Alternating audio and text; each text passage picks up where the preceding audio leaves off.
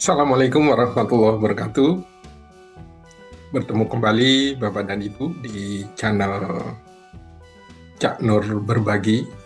Pada kesempatan hari ini kita akan membahas satu materi yang cukup penting dan sekarang sedang banyak dibicarakan untuk dipersiapkan, yaitu optimalisasi penerapan konsep deep learning dan bagaimana penerapannya dalam kurikulum Merdeka. Tetap ikuti channel Cak Nur Berbagi ini, Bapak dan Ibu. Jangan lupa subscribe, like, and share. Bapak dan Ibu yang kami hormati, optimalisasi penerapan konsep deep learning dan penerapannya dalam kurikulum Merdeka ini perlu kita bahas lebih lanjut bagaimana nantinya kita bisa mempersiapkan untuk satuan-satuan pendidikan yang ada di wilayah binaan kita. Bapak dan Ibu, manfaat dari materi kali ini bisa dimanfaatkan oleh rekan-rekan kita, para penilik yang nantinya akan mendampingi satuan pendidikan, khususnya yang ada di PAUD ataupun di kesetaraan, juga Bapak dan Ibu pengawas, tentu para pendidik dan tenaga kependidikan, dan yang tidak kalah pentingnya juga bagi para pemangku kebijakan. Bapak dan Ibu yang kami hormati, materi terkait optimalisasi penerapan konsep deep learning ini akan saya bagi dalam beberapa bagian. Pertama adalah terkait bagaimana pemahaman konsep deep learning. Kemudian yang kedua, bagaimana kita bahas terkait kerangka pembelajaran deep learning. Yang berikutnya adalah dimensi profil lulusan. Kemudian yang keempat, bagaimana kita akan mengupas terkait pengalaman belajar. Serta yang kelima adalah prinsip pembelajaran deep learning itu sendiri. Jadi nanti akan kita bagi per segmen, sehingga nantinya Bapak dan Ibu bisa mengikuti setiap bagian dari segmen ini satu persatu, dan harapannya nanti dapat menambah informasi terkait optimalisasi penerapan konsep deep learning dan penerapannya dalam kurikulum Merdeka. Bapak dan Ibu yang kami hormati, mari kita bahas lebih lanjut di bagian yang pertama kita, yaitu pemahaman konsep deep learning. Bagaimana kita bisa memahami dari sisi konsep, bagaimana deep learning itu akan disampaikan sebagai sebuah pendekatan pembelajaran di satuan pendidikan. Mari kita kupas lebih lanjut. Selamat mengikuti. Mari kita bedah penerapan konsep deep learning ini dan bagaimana sih penerapannya dalam kurikulum Merdeka. Kita kemarin sebelum kurikulum Merdeka ada namanya kurikulum 13. Kemudian masuk setelah itu Pak Nadiem kurikulum Merdeka. Kemudian sekarang ada Bapak Menteri kita yang baru menyampaikan ada konsep deep learning. Apa sebenarnya istilah-istilah tersebut, nanti kita akan bahas lebih lanjut. Bapak dan Ibu, pada materi saya ini saya mencoba menjelaskan dari sisi konsep yang pertama, kemudian yang kedua bagaimana konsep deep learning ini sendiri itu bisa dilaksanakan atau kita terapkan di lembaga. Bapak dan Ibu, kita sebagai penilik tentunya punya kewajiban ya mendampingi. Nah, untuk itu kita ngimbangi saja Bapak dan Ibu. Ini sebagai informasi untuk bisa saling membelajarkan. Bapak dan Ibu yang saya hormati, Deep learning itu adalah sebuah pendekatan pembelajaran. Jadi Bapak dan Ibu, kalau kita berbicara mendengarkan istilah deep learning itu apakah nanti berubah kurikulumnya menjadi kurikulum deep learning gitu. Ada yang menyampaikan seperti itu. Nah, ini perlu kita luruskan bahwa deep learning ini bukan sebuah kurikulum gitu ya. Kalau kurikulumnya ya tetap aja kurikulum operasional satuan pendidikan.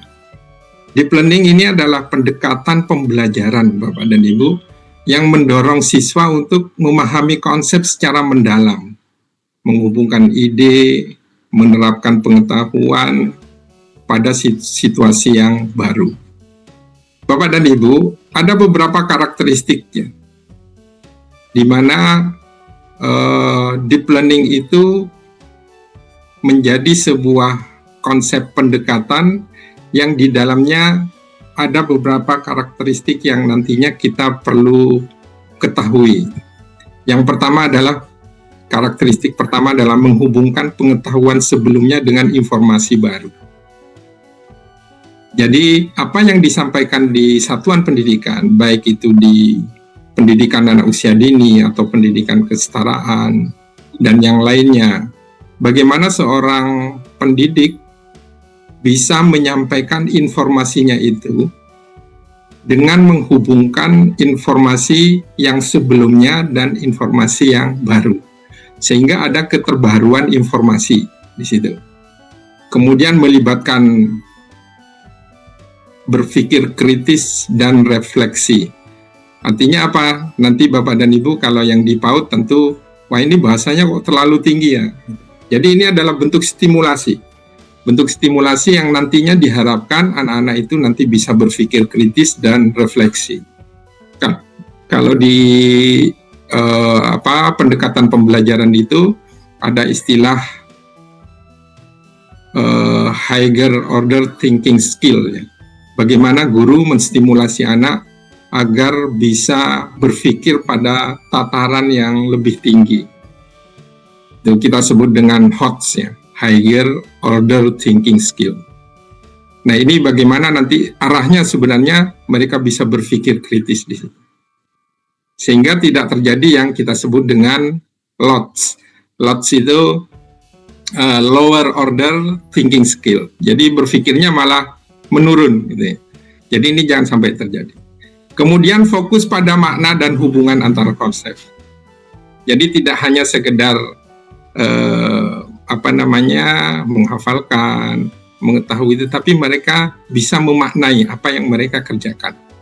Keterampilan pemecahan masalah, kemudian menerapkan pengetahuan dalam konteks dunia nyata atau proyek kolaboratif. Nanti kita akan bicarakan lebih dalam di situ.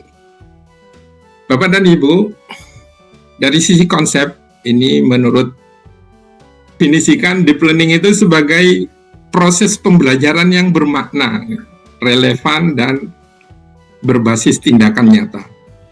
Bapak dan Ibu, ada beberapa tujuan yang ingin dicapai dari kegiatan deep learning ini menurut definisi ini. Yang pertama adalah menghubungkan pengetahuan dengan situasi dunia nyata. Tadi seperti yang sudah kita bahas di depan. Berpikir kritis, kreatif, inovasi, kolaborasi, kemudian mengembangkan karakter dan nilai-nilai sosial yang dibutuhkan untuk menjadi warga global yang bertanggung jawab. Kalau dulu Bapak dan Ibu di kurikulum Merdeka atau di kurikulum 13, aspek perkembangan itu kan ada 6 aspek perkembangan. Yang pertama adalah nilai agama moral, fisik motorik, kognitif, sosial emosional, itu ada seni, gitu. Sehingga konsep-konsep itu sebenarnya sudah terangkum di situ. Nah, kita bedah lagi di konsep deep learning itu nanti sepertinya definisi-definisi yang sudah kita bicarakan tadi masih tetap berhubungan dengan 6 aspek perkembangan anak. Pak dan Ibu, deep learning tadi sudah kita bicarakan itu ada ininya konsep yang membedakan dengan deep learning itu adalah surface learning. Kalau deep learning itu lebih ke bermanfaatan, kebermaknaan itu. Kalau surface learning ini lebih kepada hafalan, Bapak dan Ibu. Jadi banyak sekolah-sekolah, anak-anak itu di sekolah difokuskan bagaimana menghafal, sehingga anak-anak perkembangan terkait kekritisan, kemudian kesiapan mereka untuk berkolaborasi itu menjadi kurang, karena yang diharapkan tercapai oleh para guru atau para pendidik itu adalah kemampuan hafalannya. Nah, sedangkan konsep deep learning ini adalah pembelajaran yang mendalam, yang di dalamnya Bapak dan Ibu, anak-anak itu nantinya diharapkan bisa untuk menganalisis, mengevaluasi, berinovasi, dan hal-hal lain, sehingga anak-anak ini bisa berkembang dengan baik ke depannya. Ini secara konsep Bapak dan Ibu, ada deep learning, ada surface learning. Surface learning itu lebih kepada kemampuan anak untuk menghafalkan. Bapak dan Ibu, kompetensi murid dalam deep learning yang perlu dituju itu ada 6C. Yang pertama adalah karakter, kemudian ada kewarganegaraan global, kemudian ada kolaborasi, komunikasi, kreativitas, dan critical thinking atau berpikir kreatif atau berpikir kritis. Nah, Bapak dan Ibu, 6C ini sebenarnya ada hubungannya dengan kalau dulu kita sebut dengan profil pelajar Pancasila gitu. Nah, bagaimana makna profil pelajar Pancasila dengan konsep deep learning sekarang ini? Apakah masih dipakai atau tidak? Nanti kita akan bahas lebih lanjut. Baik, Bapak dan Ibu,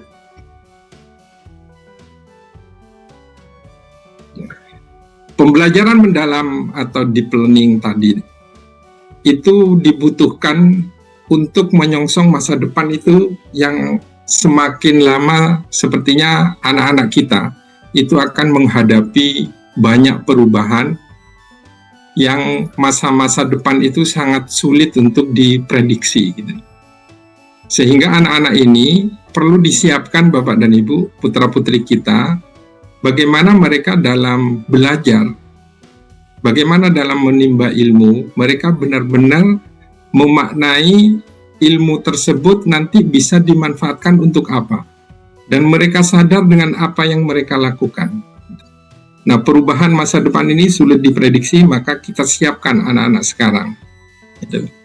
Kemudian yang kedua, Bapak dan Ibu, di tahun 2035 ada istilah bonus demografi, atau kita sebut dengan Indonesia Emas di tahun visi 2045 gitu. Bapak dan Ibu, kita akan banyak memiliki sumber daya manusia di tahun 2035 atau di visi Indonesia Emas tahun 2045, Bapak dan Ibu, kita akan punya sumber daya manusia yang melimpah. Ya, anak-anak kita yang dari generasi Gen Z ini, generasi Gen Z ini yang sekarang sedang kita latih. Yang adiknya itu adalah generasi Alpha. Nah, ini pada 2035, 2045 mereka akan menjadi bonus bagi kita ya, bonus demografi. Tetapi Bapak dan Ibu, kalau bonus demografi ini tidak kita petakan dari sekarang, maka besok putra-putri kita ini kita tidak tahu mereka akan bagaimana dan seperti apa. Maka untuk itu,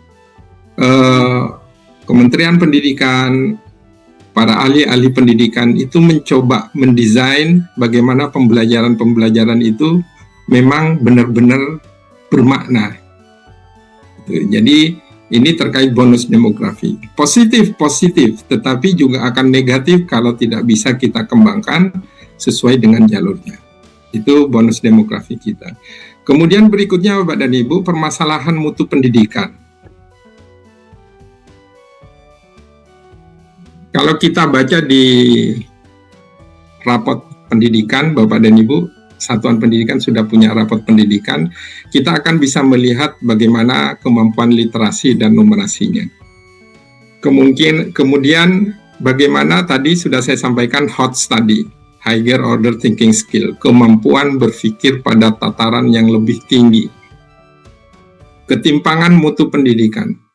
Jadi makna dari pendidikan itu jangan sampai bergeser sehingga tujuan daripada pendidikan itu sendiri maknanya tidak seperti yang diharapkan oleh pendahulu kita, Ki Hajar Dewantoro.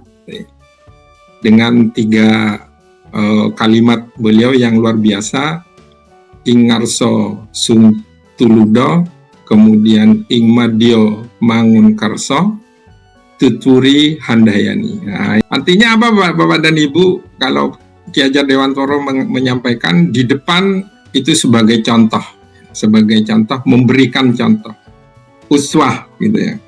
Kemudian di tengah kita sebagai pendidik harus mencoba meng-create anak-anak kita agar mereka memiliki kemampuan untuk berpikir kritis, melakukan aktivitas yang mendukung dalam kehidupan kedepannya. Kemudian yang akhir, tuturi handayani, dari belakang kita memberikan dukungan, dorongan kepada anak-anak didik kita.